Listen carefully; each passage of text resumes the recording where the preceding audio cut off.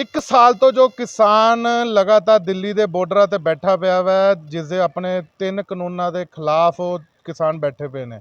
ਗੱਲ ਕਰੀਏ ਪੰਜਾਬ ਦੀ, ਪੰਜਾਬ ਦੇ ਵਿੱਚ ਵੀ ਕਿਸਾਨਾਂ ਵੱਲੋਂ ਲਗਾਤਾਰ ਬੀਜੇਪੀ ਦੇ ਦਫ਼ਤਰਾਂ ਦਾ, ਘਰਾਂ ਦਾ ਘਰਾਵ ਕੀਤਾ ਜਾ ਰਿਹਾ। ਅੱਜ ਸਾਡੇ ਨਾਲ ਸੀਨੀਅਰ ਲੀਡਰ ਜਲੰਧਰ ਤੋਂ ਬੀਜੇਪੀ ਦੇ ਸੁਨੀਲ ਸ਼ਰਮਾ ਜੀ ਆ।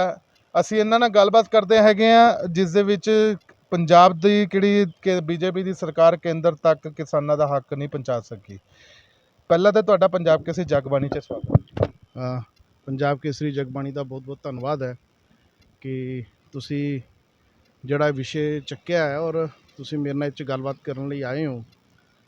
ਮੈਨੂੰ ਲੱਗਦਾ ਹੈ ਕਿ ਭਾਰਤੀ ਜਨਤਾ ਪਾਰਟੀ ਪੰਜਾਬ ਦਾ ਜਿਹੜਾ ਸੰਗਠਨ ਹੈ, ਜਿਹਦੇ ਵਿੱਚ ਪ੍ਰਦੇਸ਼ ਦੇ ਅਧਿਕਸ਼ ਅਸ਼ਵਨੀ ਸ਼ਰਮਾ, ਮਹਾਮੰਤਰੀ ਵਗੈਰਾ ਸਾਰੇ ਨੇ, ਔਰ ਪੰਜਾਬ ਦੇ ਕੋਰ ਕਮੇਟੀ ਦੇ ਲੋਕ ਨੇ, ਇਹ ਸਾਰੇ ਲੋਕ ਸਮੇਂ-ਸਮੇਂ ਦੇ ਉੱਤੇ ਕੇਂਦਰ ਦੇ ਲੋਕਾਂ ਨੂੰ ਮਿਲੇ ਨੇ ਔਰ ਉਹਨਾਂ ਨੇ ਪੰਜਾਬ ਦੀਆਂ ਕਿਸਾਨਾਂ ਦੀਆਂ ਸਮੱਸਿਆਵਾਂ ਜਿਹੜੀਆਂ ਸੀਗੀਆਂ ਉਹਨਾਂ ਨੂੰ ਵੀ ਉਹਨਾਂ ਦੇ ਨਾਲ ਸ਼ੇਅਰ ਕੀਤਾ ਹੈ। ਔਰ ਜਿਹਦੇ ਸਿੱਟੇ ਵਜੋਂ ਸਾਨੂੰ ਪਤਾ ਹੈ ਕਿ ਪਿਛਲੇ ਸਾਰੇ ਇੱਕ ਸਾਲ ਦੇ ਵਿੱਚ ਕਿਸਾਨਾਂ ਦੀਆਂ ਔਰ ਕੇਂਦਰ ਸਰਕਾਰ ਦੀਆਂ ਬੈਠਕਾਂ ਵੀ ਹੋਈਆਂ। ਅਗਰ ਸੰਵਾਦ ਸੀਗਾ ਤਾਂ ਇਹ ਬੈਠਕਾਂ ਹੋ ਪਾਈਆਂ, ਅਗਰ ਸੰਵਾਦ ਨਹੀਂ ਹੁੰਦਾ ਤਾਂ ਬੈਠਕਾਂ ਨਹੀਂ ਹੋਈਆਂ ਸੀ।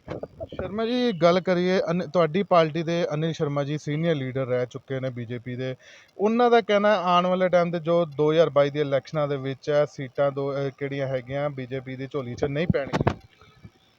ਹਰ ਵਿਅਕਤੀ ਦਾ, ਹਰ ਨੇਤਾ ਦਾ ਆਪਣਾ ਆਪਣਾ ਇੱਕ ਦ੍ਰਿਸ਼ਟੀਕੋਣ ਹੁੰਦਾ ਹੈ ਔਰ ਅਨਿਲ ਜੋਸ਼ੀ ਜੀ ਨੇ ਮੈਨੂੰ ਲੱਗਦਾ ਕਿ ਕੱਲ੍ਹ ਬਿਆਨ ਦਿੱਤਾ ਕਿ ਬੀਜੇਪੀ ਕੋ 117 ਸੀਟਾਂ ਦੇ ਉੱਤੇ ਪ੍ਰਤਿਆਸ਼ੀ ਵੀ ਲੜਾਉਣ ਨੂੰ ਨਹੀਂ ਮਿਲਣਗੇ। ਮੈਂ ਪੰਜਾਬ ਦੀ ਗੱਲ ਨਾ ਕਰਦਾ, ਮੈਂ ਜਲੰਧਰ ਦਾ ਅਧਿਕਸ਼ ਹਾਂ। ਜਲੰਧਰ ਦੇ ਵਿੱਚ 4 ਵਿਧਾਨ ਸਭਾ ਦੀਆਂ ਸੀਟਾਂ ਹੈ ਔਰ ਅਧਿਕਸ਼ ਹੋਣ ਦੇ ਨਾਤੇ ਮੈਂ ਅੱਜ ਵੀ ਇਸ ਚੀਜ਼ ਨੂੰ ਬੜੇ ਦਾਅਵੇ ਨਾਲ ਕਹਿ ਸਕਦਾ ਕਿ ਹਰ ਕੰਸਟੀਚੁਐਂਸੀ ਦੇ ਉੱਤੇ ਅਗਰ ਪ੍ਰਤਿਆਸ਼ੀਆਂ ਦੀ ਗੱਲ ਕਰੀਏ ਔਰ ਚੁਣਾਵ ਲੜਨ ਵਾਲਿਆਂ ਦੀਆਂ ਬਹੁਤ ਲੋਕਾਂ ਦੀਆਂ ਇੱਛਾਵਾਂ ਹੈਗੀਆਂ ਅਤੇ ਉਹ ਇਸ ਚੀਜ਼ ਨੂੰ ਕਿਵੇਂ ਨਕਾਰ ਸਕਦੇ ਆ। ਬਲਕਿ ਮੈਂ ਤਾਂ ਇਹ ਕਹਾਂਗਾ ਕਿ ਅਨਿਲ ਜੋਸ਼ੀ ਜੀ ਪਿਛਲੇ 1 ਸਾਲ ਤੋਂ ਘਰੋਂ ਬਾਹਰ ਨਹੀਂ ਨਿਕਲੇ। ਅਗਰ ਉਹਨਾਂ ਦੇ ਮਨ ਦੇ ਵਿੱਚ ਕਿਸਾਨਾਂ ਦੇ ਪ੍ਰਤੀ ਇਹ ਸਾਰਾ ਵਿਸ਼ਾ ਸੀਗਾ ਔਰ ਕਿਸਾਨਾਂ ਨੂੰ ਅਸੀਂ ਵੀ ਭਰਾ ਮੰਨਦੇ ਹਾਂ, ਉਹ ਵੀ ਭਰਾ ਮੰਨਦੇ ਆ, ਉਹਨਾਂ ਨੂੰ ਜਾ ਕੇ ਕਿਸਾਨਾਂ ਦੇ ਵਿੱਚ ਜਾ ਕੇ ਆਪਣੀ ਗੱਲ ਰੱਖਣੀ ਚਾਹੀਦੀ ਸੀਗੀ। ਦੂਸਰਾ, ਅਨਿਲ ਜੋਸ਼ੀ ਜੀ ਇੱਕ ਬਹੁਤ ਵੱਡੇ ਕੱਦਵਾਰ ਨੇਤਾ ਨੇ, ਉਹਨਾਂ ਨੂੰ ਪਾਰਟੀ ਦੇ ਵਿਸ਼ੇ ਦੇ ਉੱਤੇ ਇਹ ਗੱਲ ਨਹੀਂ ਕਰਨੀ ਚਾਹੀਦੀ ਹੈ। ਹੁਣੀ ਪਿੱਛੇ ਦੇਖੋ ਲੋਕਲ ਬਾਡੀ ਮਿਨਿਸਟਰ ਵੀ ਰਹੇ ਆ। ਪਿੱਛੇ ਤੁਸੀਂ ਦੇਖਿਆ ਹੋਏਗਾ ਕਿ ਮਿਊਨਸਿਪੈਲਿਟੀਜ਼ ਦੇ ਚੁਣਾਵ ਹੋਏ ਔਰ ਸਾਨੂੰ ਜਿੱਥੇ ਤੱਕ ਸੰਗਠਨ ਨੂੰ, ਬੀਜੇਪੀ ਨੂੰ ਕਿਹਾ ਗਿਆ ਕਿ ਤੁਹਾਡੇ ਕਾਰਜਕਰਤਾਵਾਂ ਨੂੰ ਅਸੀਂ ਚੁਣਾਵ ਨਹੀਂ ਲੜਨ ਦੇਵਾਂਗੇ, ਉਹਨਾਂ ਨੂੰ ਚੁਣਾਵ ਦਾ ਪ੍ਰਚਾਰ ਪ੍ਰਸਾਰ ਨਹੀਂ ਕਰਨ ਦੇਵਾਂਗੇ। ਮਗਰ ਅਸੀਂ 1100 ਸੀਟਾਂ 'ਤੇ ਲੜੇ ਹਾਂ।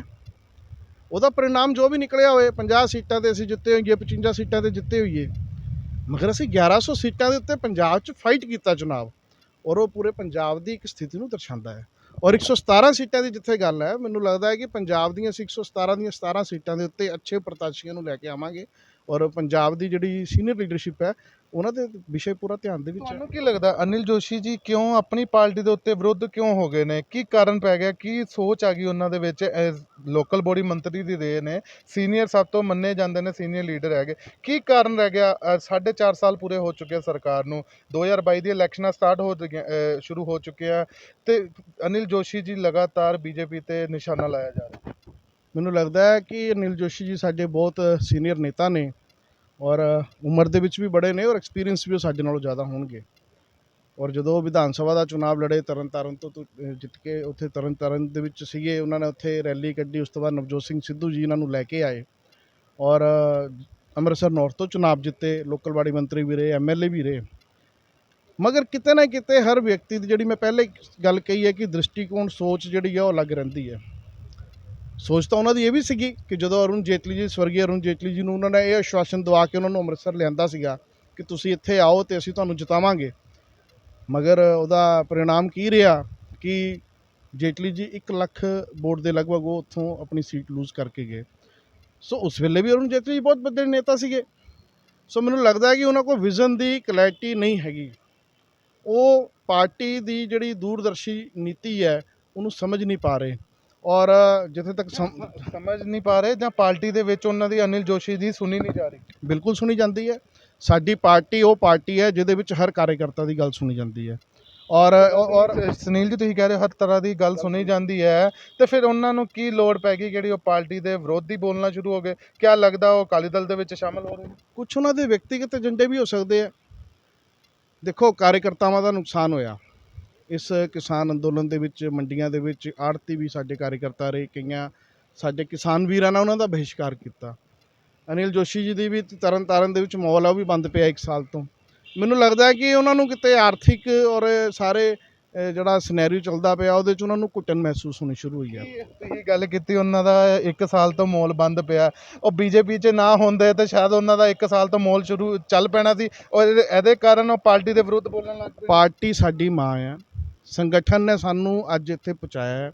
ਮੈਂ ਆਪਣੀ ਗੱਲ ਕਰਾਂ ਤਾਂ ਮੈਂ 1995 ਤੋਂ ਸੰਗਠਨ ਦੇ ਨਾਲ ਜੁੜਿਆ ਹਾਂ, ਅਤੇ ਅਗਰ ਅੱਜ ਆ ਕੇ ਮੈਂ ਕਹਾਂ ਕਿ ਸੰਗਠਨ ਇੱਦਾਂ ਦਾ ਹੋ ਗਿਆ, ਉਹਦੇ ਲਈ ਮੈਂ ਆਪਣੀ ਨਕਾਰਾਤਮਕ ਸੋਚ ਨੂੰ ਅੱਗੇ ਲੈ ਕੇ ਆਵਾਂ, ਅਤੇ ਇਸ ਤੋਂ ਮਾੜੀ ਗੱਲ ਮੇਰੇ ਲਈ ਕੋਈ ਹੋਰ ਨਹੀਂ ਹੋ ਸਕਦੀ। ਮੇਰਾ ਸਵਾਲ ਹੈ ਸੀ, ਤੁਸੀਂ ਇੰਨੀ ਗੱਲ ਕਹੀ ਉਹਨਾਂ ਦੇ 1 ਸਾਲ ਤੋਂ ਮੋਲ ਬੰਦ ਪਿਆ, ਕਿਆ ਉਹ ਮੋਲ ਬੰਦ ਕਾਰਨ ਉਹਨਾਂ ਨੂੰ ਪੈਸਾ ਨਹੀਂ ਆ ਰਿਹਾ? ਹਾਂ ਵੀ ਉਹਨਾਂ ਨੂੰ ਪਤਾ ਹੈ ਆਉਣ ਵਾਲੇ ਟਾਈਮ 'ਤੇ ਬੀਜੇਪੀ ਦੀ ਸਰਕਾਰ ਸ਼ਾਇਦ ਪੰਜਾਬ ਦੇ ਵਿੱਚ ਨਹੀਂ ਬਣੇਗੀ, ਕਿਸ ਹਿਸਾਬ ਨਾਲ ਲਗਾਤਾਰ ਚੱਲਦਾ ਪਿਆ, ਵਿਰੋਧ ਕਰਦੇ ਪਏ ਨੇ, ਉਹਨਾਂ ਨੇ ਕਿਹਾ 117 ਸੀਟਾਂ ਬੀਜੇਪੀ ਦੇ ਨਹੀਂ ਮਿਲਣਗੀਆਂ। 1 ਸਾਲ ਤੋਂ ਮੋਲ ਬੰਦ ਪਿਆ, ਉਹ ਮੋਲ ਕਾਰਨ ਤੇ ਨਹੀਂ ਬੀਜੇਪੀ ਦੇ ਖਿਲਾਫ ਹੋ ਗਏ? ਕੋਈ ਕਾਰਨ ਹੋ ਸਕਦਾ, ਮੈਂ ਉੱਤੇ ਇੰਨੀ ਟਿੱਪਣੀ ਨਹੀਂ ਕਰਨਾ ਚਾਹੁੰਦਾ, ਮਗਰ ਜਿਹੜੀ ਤੁਸੀਂ ਦੂਜੀ ਗੱਲ ਫਿਰ ਦੁਬਾਰਾ ਇੱਕ ਵਾਰ ਕੀਤੀ ਹੈ ਕਿ 117 ਸੀਟਾਂ ਦੀ ਗੱਲ, ਭਾਰਤੀ ਜਨਤਾ ਪਾਰਟੀ ਉਹ ਪਾਰਟੀ ਹੈ ਜਿਹੜੀ ਬੂਥ ਦੇ ਕਾਰਜਕਰਤਾ ਤੱਕ ਆਪਣੀ ਅਪਰੋਚ ਰੱਖਦੀ ਹੈ।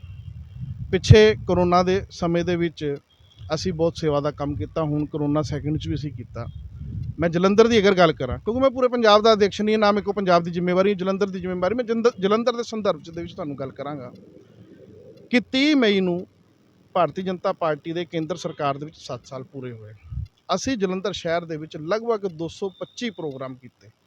ਜਲੰਧਰ ਕਿਹੜਾ ਬੜਾ ਸ਼ਹਿਰ ਹੈ, 4 ਵਿਧਾਨ ਸਭਾ ਨੇ, ਅਗਰ 225 ਪ੍ਰੋਗਰਾਮ ਉੱਥੇ ਹੁੰਦੇ ਨੇ, 80 ਵਾਰਡ ਨੇ, ਤਾਂ ਤੁਸੀਂ ਇਹ ਗੱਲ ਦੇਖੋ ਕਿ ਹਰ ਵਾਰਡ ਦੇ ਵਿੱਚ ਅਸੀਂ 3 ਜਾਂ 4 ਪ੍ਰੋਗਰਾਮ ਅਸੀਂ ਕੀਤੇ ਹੈ, ਔਰ 16 ਤਰ੍ਹਾਂ ਦੇ ਪ੍ਰੋਗਰਾਮ ਕੀਤੇ ਹੈ, ਮਾਸਕ ਵੀ ਵੰਡੇ ਹੈ, ਸੈਨੀਟਾਈਜ਼ ਵੀ ਵੰਡੇ ਹੈ, ਅਤੇ ਸਾਡਾ ਕਾਰਜਕਰਤਾ ਮੋਬਿਲਾਈਜ਼ ਹੈ, ਸਾਡਾ ਕਾਰਜਕਰਤਾ ਕੋਈ ਹਤਾਸ਼ ਨਹੀਂ ਹੈਗਾ, ਸਾਡੇ ਕਾਰਜਕਰਤਾ 'ਚ ਪੂਰਾ ਜੋਸ਼ ਹੈ, ਅਸੀਂ 22 ਦੀ ਤਿਆਰੀ ਕਰਕੇ ਬੈਠੇ ਹਾਂ। ਕਿਤੋਂ ਕਿਤੋਂ ਬੀਜੇਪੀ ਕਿਤੇ ਮੀਟਿੰਗਾਂ ਕਰਦੀ ਹੈ, ਕਿਸਾਨਾਂ ਵੱਲੋਂ ਲਗਾਤਾਰ ਉਹਨਾਂ 'ਤੇ ਹਮਲੇ ਵੀ ਕੀਤੇ ਜਾਂਦੇ ਨੇ, ਵਿਰੋਧ ਵੀ ਕੀਤੇ ਜਾ ਰਹੇ ਨੇ, ਧਰਨੇ ਕੈਂਸਲ ਵੀ ਕੀਤੇ ਗਏ। ਤੁਸੀਂ ਜਲੰਧਰ ਦੀ ਗੱਲ ਕਰੀਏ, ਜਲੰਧਰ ਦੇ ਰਾਮ ਚੌਂਕ ਦੇ ਵਿੱਚ ਤੁਹਾਡੇ ਵੱਲੋਂ ਵੱਡਾ ਇੱਕ ਪ੍ਰੋਗਰਾਮ ਕੀਤਾ ਗਿਆ ਸੀ, ਉੱਥੇ ਕਿਸਾਨਾਂ ਵੱਲੋਂ ਵੀ ਕੀਤਾ ਗਿਆ। ਬੀਜੇਪੀ ਦੇ ਹਰ ਜਗ੍ਹਾ 'ਤੇ ਪ੍ਰਧਾਨਾਂ ਦੇ ਉੱਤੇ ਵੀ ਹਮਲੇ ਕੀਤੇ ਗਏ, ਤੁਹਾਡੇ ਤੁਸੀਂ ਕਿਤੇ ਜਾਂਦੇ ਹੋ ਉੱਥੇ ਵੀ ਕੀਤੇ ਗਏ। ਤੁਹਾਨੂੰ ਨਹੀਂ ਲੱਗਦਾ ਐਵੇਂ 2022 ਦੀਆਂ ਚੋਣਾਂ ਦੇ ਵਿੱਚ ਹਾਂ ਵੀ ਇਹਨੂੰ ਜੋ ਕਿਸਾਨਾਂ ਦੇ ਬਿੱਲਾਂ 'ਤੇ ਉਹ ਨੁਕਸਾਨ ਹੋਏਗਾ? ਜਿਹੜਾ ਵਿਸ਼ੇ ਤੁਸੀਂ ਕਹਿ ਰਹੇ ਹੋ ਕਿ ਲੋਕਤੰਤਰ ਦੇ ਵਿੱਚ ਹਰ ਵਿਅਕਤੀ ਨੂੰ ਆਪਣੀ ਗੱਲ ਰੱਖਣ ਦਾ ਅਧਿਕਾਰ ਹੈ, ਅਗਰ ਕਿਸਾਨਾਂ ਨੂੰ ਐਜੀਟੇਸ਼ਨ ਕਰਨ ਦਾ ਅਧਿਕਾਰ ਹੈ, ਤਾਂ ਅਸੀਂ ਰਾਜਨੀਤਿਕ ਦਲ 'ਚ ਆਪਣੀਆਂ ਜਿਹੜੀਆਂ ਨੀਤੀਆਂ ਆ ਜਿਹੜੀਆਂ ਉਹ ਲੋਕਾਂ ਤੱਕ ਲੈ ਕੇ ਜਾਣ ਦਾ ਸਾਡਾ ਵੀ ਰਾਈਟ ਹੈ, ਸਾਡਾ ਵੀ ਅਧਿਕਾਰ ਹੈਗਾ ਹੈ, ਔਰ ਅਸੀਂ ਉਹ ਲੈ ਕੇ ਵੀ ਗਏ ਹਾਂ। ਦੂਸਰਾ, ਤੁਹਾਨੂੰ ਲੱਗਦਾ ਕਿ ਜਿਹੜੀ ਤੁਸੀਂ ਨੁਕਸਾਨ ਦੀ ਗੱਲ ਕਰਦੇ ਹੋ, ਰਾਜਨੀਤੀ ਹਮੇਸ਼ਾ ਸਮੀਕਰਨਾਂ ਦੇ ਨਾਲ ਚੱਲਦੀ ਹੈ, ਇਲੈਕਸ਼ਨ ਹਮੇਸ਼ਾ ਮੈਨੇਜ ਕਰਕੇ ਲੜੇ ਜਾਂਦੇ ਹੈ, ਇਲੈਕਸ਼ਨਾਂ ਦੀ ਰਣਨੀਤੀ ਤਿਆਰ ਕੀਤੀ ਜਾਂਦੀ ਹੈ, ਰਣਨੀਤੀ ਦੇ ਆਧਾਰ ਦੇ ਉੱਤੇ ਅਸੀਂ ਚੁਣਾਵ ਲੜਾਂਗੇ, ਔਰ ਮੈਨੂੰ ਪੂਰਾ ਆਸ਼ਵਾਸਨ ਹੈ, ਵਿਸ਼ਵਾਸ ਵੀ ਹੈ, ਔਰ ਜਲੰਧਰ ਦੇ ਕਾਰਜਕਰਤਾਵਾਂ ਦੇ ਉਤਸ਼ਾਹ ਦੇ ਨਾਲ ਮੈਂ ਤੁਹਾਨੂੰ ਇਹ ਗੱਲ ਬੜੀ ਪੁਰਜ਼ੋਰ ਨਾਲ ਕਹਿ ਦਿੰਦਾ ਪਿਆ ਕਿ ਅਸੀਂ ਜਲੰਧਰ ਦੀਆਂ 4 ਦੀਆਂ 4 ਸੀਟਾਂ ਜਿੱਤਾਂਗੇ। 4 ਸੀਟਾਂ ਪੂਰੀਆਂ ਜਿੱਤਣਗੇ? ਬਿਲਕੁਲ 100% ਜਿੱਤਾਂਗੇ। ਗੱਲ ਕਰੀਏ ਫਿਰ ਵਾਪਸ ਆਉਂਦੇ ਆ ਅਨਿਲ ਜੋਸ਼ੀ ਜੀ ਦੀ। ਤੁਸੀਂ ਕਿਹਾ 1 ਸਾਲ ਹੋ ਗਏ ਅਨਿਲ ਜੋਸ਼ੀ ਜੀ ਘਰੋਂ ਬਾਹਰ ਨਹੀਂ ਨਿਕਲੇ, ਕਿਉਂ ਨਹੀਂ ਨਿਕਲੇ? ਕੀ ਕਾਰਨ ਕੀ ਰਹਿ ਗਿਆ? ਅਨਿਲ ਜੋਸ਼ੀ ਸਾਰੇ ਬੀਜੇਪੀ ਦੇ ਲੀਡਰ ਸੜਕਾਂ 'ਤੇ ਆ, ਸੇਵਾ ਕਰਦੇ ਪਏ ਨੇ, ਪ੍ਰੋਗਰਾਮ ਕਰਦੇ ਪਏ ਨੇ, ਘਰ ਜਾ ਕੇ ਮੀਟਿੰਗਾਂ ਕੀਤੀਆਂ ਜਾ ਰਹੀਆਂ, ਫਿਰ ਕਿਉਂ ਨਹੀਂ ਅਨਿਲ ਜੋਸ਼ੀ ਜੀ ਬਾਹਰ ਨਿਕਲੇ? ਇਹ ਉਹਨਾਂ ਦੀ ਮਨੋਦਸ਼ਾ ਹੈ, ਇਹਦਾ ਉੱਤਰ ਤਾਂ ਉਹੀ ਦੇ ਪਾਣਗੇ। ਦੇਖੋ ਇਸ ਬਾਰੇ ਤੁਸੀਂ ਨਹੀਂ ਮਿਲੇ ਜਾ ਕੇ? ਮੈਂ ਦੱਸਦਾ, ਦੇਖੋ ਅਸੀਂ ਸਾਡੇ ਪ੍ਰਦੇਸ਼ ਦੇ ਅਧਿਕਸ਼ ਅਸ਼ਵਨੀ ਸ਼ਰਮਾ ਜੀ, ਪ੍ਰਦੇਸ਼ ਦੇ ਮਹਾਮੰਤਰੀ ਜੀਵਨ ਜੀ, ਸੁਭਾਸ਼ ਜੀ, ਇਹ ਸਾਰੇ ਲੋਕ ਪ੍ਰਵਾਸ ਕਰ ਰਹੇ ਨੇ। ਮੈਂ ਵੀ ਪ੍ਰਧਾਨ ਜੀ ਦੇ ਨਾਲ ਪ੍ਰਵਾਸ ਦੇ ਵਿੱਚ ਪੂਰੇ ਪੰਜਾਬ 'ਚ ਕਈ ਜਗ੍ਹਾ ਦੇ ਉੱਤੇ ਜਾ ਕੇ ਆਇਆ, ਅਸੀਂ ਗਏ ਹਾਂ ਹਰ ਜਗ੍ਹਾ ਦੇ ਉੱਤੇ। ਸਾਡੀ ਜਵਾਬਦੇਹੀ ਪੰਜਾਬ ਦੇ ਪ੍ਰਧਾਨ ਦੇ ਪ੍ਰਤੀ ਹੈ, ਨਾ ਕਿ ਅਨਿਲ ਜੋਸ਼ੀ ਦੇ ਪ੍ਰਤੀ। ਪ੍ਰਧਾਨ ਜੀ ਦਾ ਨਹੀਂ ਫਰਜ਼ ਬਣਦਾ ਸੀ ਹਾਂ ਵੀ ਅਨਿਲ ਜੀ ਬਾਹਰ ਨਹੀਂ ਨਿਕਲੇ, ਇਹ ਉਹਨਾਂ ਨੂੰ ਮਿਲਣ ਲਈ ਜਾਈਏ? ਕਿਆ ਨਾਰਾਜ਼ਗੀ, ਕੋਈ ਪਾਰਟੀ ਦੇ ਨਾਲ ਨਾਰਾਜ਼ਗੀ ਚੱਲਦੀ ਪਈ ਹੈ? ਕਿਹੜਾ ਅੱਜ ਉਹ ਅਨਿਲ ਜੋਸ਼ੀ ਜੀ ਬੀਜੇਪੀ ਦੇ ਖਿਲਾਫ ਬੋਲਦੇ ਪਏ ਨੇ ਹਾਂ ਵੀ ਪੰਜਾਬ ਦੇ ਵਿੱਚ 117 ਸੀਟਾਂ 'ਚੋਂ ਉਹਨਾਂ ਨੂੰ ਕੈਂਡੀਡੇਟ ਨਹੀਂ ਮਿਲੇ? ਅਸ਼ਵਨੀ ਜੀ ਨੇ ਹਮੇਸ਼ਾ ਹਰ ਕਾਰਜਕਰਤਾ ਦੀ ਚਿੰਤਾ ਕੀਤੀ ਹੈ, ਈਵਨ ਕਿ ਕੋਈ ਮੰਡਲ ਦਾ ਕਾਰਜਕਰਤਾ ਬਿਮਾਰ ਵੀ ਹੋਏ ਤਾਂ ਅਸ਼ਵਨੀ ਜੀ ਉਹਨਾਂ ਨੂੰ ਫੋਨ ਵੀ ਕਰਦੇ ਆ, ਔਰ ਐਡਾ ਵੱਡਾ ਇਸ਼ੂ ਹੈ ਕਿ ਮੈਨੂੰ ਨਹੀਂ ਲੱਗਦਾ ਕਿ ਅਸ਼ਵਨੀ ਜੀ ਨੇ ਇਹਦੇ ਵਿੱਚ ਕੋਈ ਕਮੀ ਛੱਡੀ ਹੋਏਗੀ। ਔਰ ਪਿੱਛੇ ਜਿਹੜੀਆਂ ਮੀਟਿੰਗਾਂ ਹੋਈਆਂ ਨੇ ਪੰਜਾਬ ਦੀਆਂ ਚੰਡੀਗੜ੍ਹ 'ਚ, ਮੇਰਾ ਵੀ ਉਹਨਾਂ 'ਚ ਜਾਣਾ ਹੋਇਆ, ਕਿਉਂਕਿ ਪੰਜਾਬ ਦੀ ਜਦੋਂ ਬੈਠਕ ਹੁੰਦੀ ਹੈ ਤਾਂ ਉੱਥੇ ਸੁਭਾਵਿਕ ਰੂਪ ਦੇ ਵਿੱਚ ਜ਼ਿਲ੍ਹਿਆਂ ਦੇ ਅਧਿਕਸ਼ਾਂ ਨੂੰ ਵੀ ਬੁਲਾਇਆ ਜਾਂਦਾ ਹੈ, ਅਤੇ ਮੇਰਾ ਜਾਣਾ ਹੋਇਆ ਉੱਥੇ ਅਨਿਲ ਜੋਸ਼ੀ ਜੀ ਆਏ ਔਰ ਸੰਵਾਦ ਵੀ ਹੋਇਆ, ਸਾਡੇ ਸਾਹਮਣੇ ਵੀ ਸੰਵਾਦ ਹੋਇਆ। ਇਸ ਚੀਜ਼ ਤੋਂ ਤਾਂ ਨਕਾਰਿਆ ਜਾ ਹੀ ਨਹੀਂ ਸਕਦਾ ਕਿ ਪ੍ਰਧਾਨ ਜੀ ਦਾ ਔਰ ਅਸ਼ਵਨੀ ਆਪਣਾ ਜੋਸ਼ੀ ਜੀ ਦਾ ਸੰਵਾਦ ਨਹੀਂ ਹੋਇਆ। ਹਾਂ ਅੱਜ ਦੀ ਜਿਹੜੀ ਮਨੁਸਥਿਤੀ ਹੈ ਉਹਨਾਂ ਦੇ ਉੱਤੇ ਡਿਪੈਂਡ ਕਰਦੀ ਕਿ ਉਹ ਕੀ ਸੋਚਦੇ ਆ, ਉਹਨਾਂ ਨੂੰ ਪਤਾ ਹੋਏਗਾ। ਕੀ ਕਾਰਨ ਕੀ ਪੈ ਗਿਆ? ਇੰਨੇ ਸਾਲਾਂ ਦੇ ਵਿਧਾਇਕ, ਲੋਕਲ ਬੋਡੀ ਮੰਤਰੀ ਵੀ ਰਹਿ ਚੁੱਕੇ ਨੇ ਬੀਜੇਪੀ ਦੇ ਜੋਸ਼ੀ ਜੀ, ਅੱਜ ਕੀ ਇੰਨੀ ਪੈ ਗਈ ਕਿਹੜੀ ਜੋਸ਼ੀ ਜੀ ਅੱਜ ਬੀਜੇਪੀ ਦੇ ਖਿਲਾਫ ਬੋਲਣਾ ਸ਼ੁਰੂ ਹੋ ਗਏ ਨੇ? ਉਹਨਾਂ ਦਾ ਕਹਿਣਾ 117 ਸੀਟਾਂ ਬੀਜੇਪੀ ਨੂੰ ਪੰਜਾਬ ਚੋਂ ਨਹੀਂ ਮਿਲਣਗੀਆਂ। ਉਹਨਾਂ ਦੀ ਆਪਣੀ ਮਨੋਦਸ਼ਾ, ਮੈਂ ਫੇਰ ਕਹਿ ਰਿਹਾ, ਉਹਨਾਂ ਦਾ ਆਪਣਾ ਵਿਜ਼ਨ ਹੈ। ਸਾਡਾ ਵਿਜ਼ਨ ਹੈ, ਮੈਂ ਤੁਹਾਨੂੰ ਦੱਸਿਆ, ਮੈਨੂੰ ਫੈਕਟ ਫਿਗਰ ਦੇ ਨਾਲ ਦੱਸਿਆ ਕਿ ਸਾਨੂੰ ਕਿਹਾ ਸੀਗਾ ਕਿ ਤੁਹਾਡੇ ਕੋਲ ਕੌਂਸਲਰ ਲੜਾਉਣ ਲਈ ਲੋਕ ਨਹੀਂ ਮਿਲਣਗੇ। ਅਸੀਂ 1100 ਲੜਾਏ ਨਾ, ਰਿਜ਼ਲਟ ਜੋ ਵੀ ਹੋਏਗਾ ਹੋਏਗਾ, ਮਗਰ ਅਸੀਂ ਲੜਾਏ ਹੈ। ਉਸੇ ਤਰ੍ਹਾਂ ਸੇਵਾ ਦੇ ਕੰਮਾਂ 'ਚ ਅਸੀਂ ਕੰਮ ਕੀਤਾ। ਜਲੰਧਰ 'ਚ ਅਸੀਂ ਲਗਭਗ 19,000 ਮਾਰਕਸ ਵੰਡੇ ਆ, 1,000 ਲੋਕਾਂ ਨੂੰ ਭੋਜਨ ਕਰਾਇਆ। ਲੋਕਾਂ ਦੀ ਮਾਸਕ ਹੈ ਤੇ ਸੇਵਾ ਹੋ ਗਈ ਸੁਨੀਲ ਜੀ, ਇਹ ਸੇਵਾ ਹੋ ਗਈ। ਕਿਹੜੀ ਗੱਲ, ਲੋਕ ਅੱਜ ਵੀ ਤਰ ਕਰਦੇ ਪਏ ਨੇ ਕੇਂਦਰ ਸਰਕਾਰ ਦੇ ਜੋ ਅੱਜ ਪੈਟਰੋਲ ਡੀਜ਼ਲ ਦੇ ਰੇਟ ਕਿੰਨੇ ਵੱਧ ਚੁੱਕੇ ਨੇ, ਮਹਿੰਗਾਈ ਕਿੰਨੀ ਹੋ ਚੁੱਕੀ ਹੈ, ਘਰ ਦੇ ਰਾਸ਼ਨ ਲੋਕਾਂ ਕੋ ਨਹੀਂ ਲਿਆ ਸਕੇ ਕਿ ਸੁਣੋ ਇਹ ਜਿਹੜਾ ਕਰੋਨਾ ਦਾ ਕਾਲ ਹੈਗਾ, ਕਰੋਨਾ ਦੇ ਘਰ ਦੇ ਵਿੱਚ ਸਾਡੇ ਪ੍ਰਦੇਸ਼ ਦੇ ਰਾਸ਼ਟਰੀ ਅਧਿਕਸ਼ JP ਨੱਡਾ ਜੀ ਨੇ ਕਿਹਾ ਸੀਗਾ ਸੇਵਾ ਹੀ ਸੰਗਠਨ, ਰਾਜਨੀਤੀ ਪਿੱਛੇ ਛੱਡੋ, ਪਹਿਲੇ ਸੇਵਾ ਦੇ ਉੱਤੇ ਆਓ। ਸਾਡੇ ਸਾਰੇ ਕਾਰਜਕਰਤਾ ਮੈਂ ਸੇਵਾ ਕੀਤੀ ਹੈ। ਮੈਂ ਉਦਾਹਰਨ ਦਿੰਦਾ, ਅਗਰ ਮੈਂ ਕਹਿੰਦਾ 20,000 ਮਾਰਕਸ ਜਲੰਧਰ 'ਚ ਵੰਡਿਆ, ਮੈਂ ਇਕੱਲਾ ਤਾਂ ਨਹੀਂ ਬਣ ਸਕਦਾ, ਉਹ ਲਈ ਕਾਰਜਕਰਤਾ ਲੱਗੇ ਹੋਣਗੇ ਨਾ। ਸੋ ਸਾਡੇ ਕਾਰਜਕਰਤਾ ਬਹੁਤ ਜ਼ੋਰ ਸ਼ੋਰ ਨਾਲ ਲੱਗੇ ਹੈ। ਔਰ ਅਨਿਲ ਜੋਸ਼ੀ ਜੀ ਕੀ ਸੋਚਦੇ ਆ, ਉਹਨਾਂ ਦੀ ਮਨੋਦਸ਼ਾ ਉਹਨਾਂ ਨੂੰ ਪਤਾ ਹੋਏਗੀ। ਮਗਰ ਜਿਹੜਾ ਉਹਨਾਂ ਨੇ ਇਹ ਗੱਲ ਕਹੀ ਹੈ ਕਿ 117 ਸੀਟਾਂ 'ਤੇ ਪ੍ਰਤਿਆਸ਼ੀ ਨਹੀਂ ਮਿਲਣਗੇ, ਹਾਂ ਜਲੰਧਰ ਦੇ ਵਿੱਚ ਚਾਰੇ ਵਿਧਾਨ ਸਭਾ ਦੇ ਉੱਤੇ ਕਾਫੀ ਪ੍ਰਤਿਆਸ਼ੀ ਨੇ। ਮੇਰਾ ਸਵਾਲ ਹੈ ਵੈ, ਅੱਜ ਗੱਲ ਕਰੀਏ ਰੇਟ ਪੈਟਰੋਲ ਦੀ ਤੇ ਡੀਜ਼ਲ ਦੀ, ਕਿੱਥੇ ਪਹੁੰਚ ਗਿਆ? ਘਰ ਦਾ ਰਸੋਈ ਦਾ ਤੇਲ ਲਾ ਲਈਏ, ਕਿਹੜਾ 70 ਤੋਂ 75 ਰੁਪਏ ਦੀ ਬੋਤਲ ਮਿਲਦੀ ਸੀ, ਅੱਜ 175 ਰੁਪਏ ਦੀ ਬੋਤਲ ਹੋ ਗਈ ਹੈ। ਰਿਫਾਈਨਡ ਲੈਣ ਜਾਈਏ, ਪੀਪਾ 1200 ਦਾ ਪੀਪਾ ਮਿਲਦਾ ਸੀ, ਅੱਜ 2500 ਦਾ ਪੀਪਾ ਹੋ ਗਿਆ। ਕਿਆ ਕੇਂਦਰ ਸਰਕਾਰ ਨੂੰ ਪੰਜਾਬ ਦੇ ਵਾਸੀਆਂ ਦੇ ਨਾਲ ਪਿਆਰ ਨਹੀਂ ਹੈ? ਪੂਰਾ ਪਿਆਰ ਹੈ। ਦੇਸ਼ ਦੇ ਵਿੱਚ ਜਿਹੜੀ ਕਰੋਨਾ ਦੀ ਮਹਾਮਾਰੀ ਚੱਲੀ ਹੈ, ਅੱਜ ਦੇਸ਼ ਦੇ ਪ੍ਰਧਾਨ ਮੰਤਰੀ ਨੇ ਕਿਹਾ ਕਿ ਪੂਰੇ ਦੇਸ਼ ਭਰ ਦੇ ਵਿੱਚ ਜਿਹੜੇ 18 ਤੋਂ 45 ਸਾਲ ਦੇ ਲੋਕਾਂ ਨੂੰ ਵੀ ਫ੍ਰੀ ਵੈਕਸੀਨੇਸ਼ਨ ਹੋਏਗੀ। ਦੇਖੋ ਪੈਸਾ ਲੱਗਦਾ ਕਿਤੇ ਨਾ ਕਿਤੇ, ਔਰ ਇਸ ਗੱਲ ਤੋਂ ਵੀ ਮੈਂ ਤੁਹਾਡੀ ਗੱਲ ਤੋਂ ਮੁਕਰਦਾ ਨਹੀਂ ਹੈ ਕਿ ਮਹਿੰਗਾਈ ਵਧੀ ਹੈ। ਅਸੀਂ ਇਹ ਵੀ ਵਿਸ਼ੇ ਜਿਹੜੇ ਉੱਪਰ ਲੈਂਦੇ ਆ ਔਰ ਅੱਗੇ ਵੀ ਲੈ ਕੇ ਆਵਾਂਗੇ, ਔਰ ਇਹ ਇੱਕ ਆਮ ਜਨਮਾਨਸ ਦੀ ਚਿੰਤਾ ਹੈ, ਇਹਦੇ 'ਤੇ ਵਿਚਾਰ ਕੀਤਾ ਜਾਏਗਾ। ਕੀ ਤੁਹਾਨੂੰ ਨਹੀਂ ਲੱਗਦਾ ਹਮੇ ਮਹਿੰਗਾਈ ਸਸਤੀ ਹੋਣੀ ਚਾਹੀਦੀ ਹੈ? ਆਮ ਜਨਤਾ ਕਿਹੜੀ ਹੈ ਰੁਲਦੀ ਵੀ ਹੈ, ਕਰੋਨਾ ਮਹਾਮਾਰੀ ਦੇ ਕਾਰਨ ਅੱਗੇ ਨਹੀਂ ਕੰਮ ਹੈਗਾ, ਹੁਣ ਕੰਮ ਮਹਿੰਗਾਈ ਵੱਧਦੀ ਜਾ ਰਹੀ ਹੈ, ਕੰਮਕਾਰ ਬਿਲਕੁਲ ਠੱਪ ਹੈ, ਘਰ ਦੀ ਰੋਟੀ ਲੋਕਾਂ ਦੇ ਖਾਣ ਲਈ ਨਹੀਂ ਮਿਲੇ, ਇਸੇ ਕਾਰਨ ਜੋਸ਼ੀ ਸਾਹਿਬ ਤੇ ਨਹੀਂ ਨਾਰਾਜ਼ ਹੋ ਗਏ? ਮੈਨੂੰ ਜੋਸ਼ੀ ਸਾਹਿਬ ਦੀ ਨਾਰਾਜ਼ਗੀ ਦਾ ਨਹੀਂ ਪਤਾ, ਅਗਰ ਪਤਾ ਹੁੰਦਾ ਤਾਂ ਸਭ ਤੋਂ ਪਹਿਲੇ ਮੈਂ ਤੁਹਾਨੂੰ ਦੱਸਦਾ। ਬਾਕੀ ਜਿੱਦਾਂ ਦੇ ਹਾਲਾਤ ਦੇਸ਼ ਦੇ ਚੱਲਦੇ ਪਏ ਆ, ਅਗਰ ਖਰਚਾ ਹੋਣਾ ਹੈ ਤਾਂ ਉਹਦੇ ਲਈ ਪੈਸੇ ਵੀ ਚਾਹੀਦੇ ਆ, ਅਤੇ ਅਗਰ ਇੱਕ ਪਾਸੇ ਪੈਸੇ ਲੱਗਦੇ ਆ ਫਿਰ ਦੂਜੇ ਪਾਸੇ ਪੈਸੇ ਦੀ ਕਮੀ ਆਉਂਦੀ ਹੈ। ਸੋ ਇਹ ਇਹਨਾਂ ਹਾਲਾਤਾਂ 'ਚ ਜਿਹੜਾ ਮਹਿੰਗਾਈ ਦਾ ਵੀ ਵਧਣ ਦਾ ਇੱਕ ਮਾਤਰ ਕਾਰਨ ਇਹ ਵੀ ਹੈ ਕਿ ਪੈਟਰੋਲ ਦੇ ਰੇਟ ਨਹੀਂ ਘਟਦੇ ਪਏ, ਬਾਕੀ ਚੀਜ਼ਾਂ ਦੇ ਰੇਟ ਵੀ ਵਧੇ ਹੈ।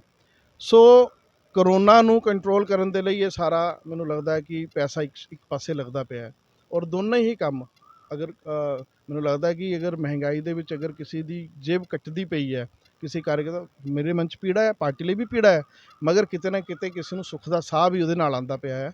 ਔਰ ਮੈਨੂੰ ਵਿਸ਼ਵਾਸ ਹੈ ਦੇਸ਼ ਦੇ ਪ੍ਰਧਾਨ ਮੰਤਰੀ ਤੇ ਆਉਣ ਵਾਲੇ ਸਮੇਂ ਦੇ ਵਿੱਚ ਇਹਨੂੰ ਬਿਲਕੁਲ ਉਹ ਕੰਟਰੋਲ 'ਚ ਕਰਨਗੇ। ਗੱਲ ਕਰੀਏ ਜਲੰਧਰ ਦੀ, ਜਲੰਧਰ ਦੇ ਵਿੱਚ 2022 ਦੀਆਂ ਕਿੱਦਾਂ ਦੀਆਂ ਤਿਆਰੀਆਂ ਹੈ ਬੀਜੇਪੀ ਵੱਲੋਂ? ਬੀਜੇਪੀ ਜਲੰਧਰ ਨੇ ਆਪਣੀਆਂ ਚਾਰੋਂ ਵਿਧਾਨ ਸਭਾ ਦੀਆਂ ਬੈਠਕਾਂ ਕਰ ਲਈਆਂ।